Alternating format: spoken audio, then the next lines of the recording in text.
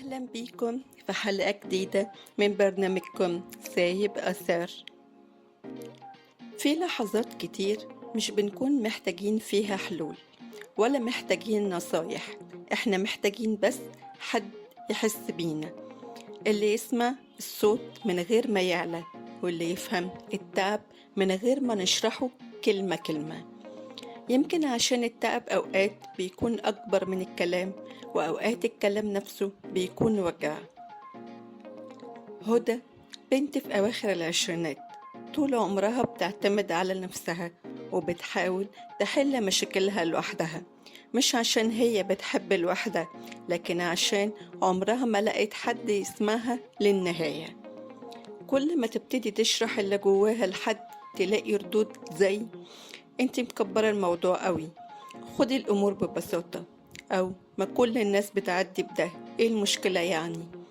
لحد ما بقت تختصر وتضحك وتقول أنا كويسة وهي من جواها مش كويسة، بس عندها أمنية واحدة، إن حد يحس بيها من غير ما تضطر تشرح ولا تبرر، وما زالت عايشة على الأمل ده. إحساس إنك محتاج تشرح مشاعرك عشان تتفهم بيخلي التعب أكبر. إحنا كبشر محتاجين اللي يسمعنا باهتمام، واللي يقرأ ملامح وشنا ونبرة صوتنا من غير ما نستنى منه حكم أو مقارنة. الاستماع العميق ده مش رفاهية، ده أمان، ولما بنفقده بنحس إننا لوحدنا في وسط الناس.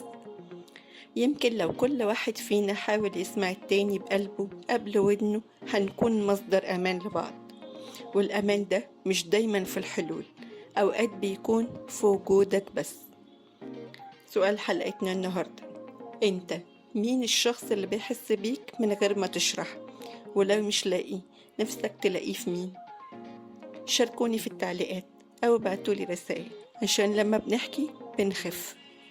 كنت معكم أنا بسمة في سايب أثر، البرنامج اللي بيحاول يفهم اللي جوانا. استنوني كل يوم سبت واثنين واربع الساعة 6 على اليوتيوب، وخليكم فاكرين سايب أثر قريب لقلبك. أشوفكم الحلقة الجاية.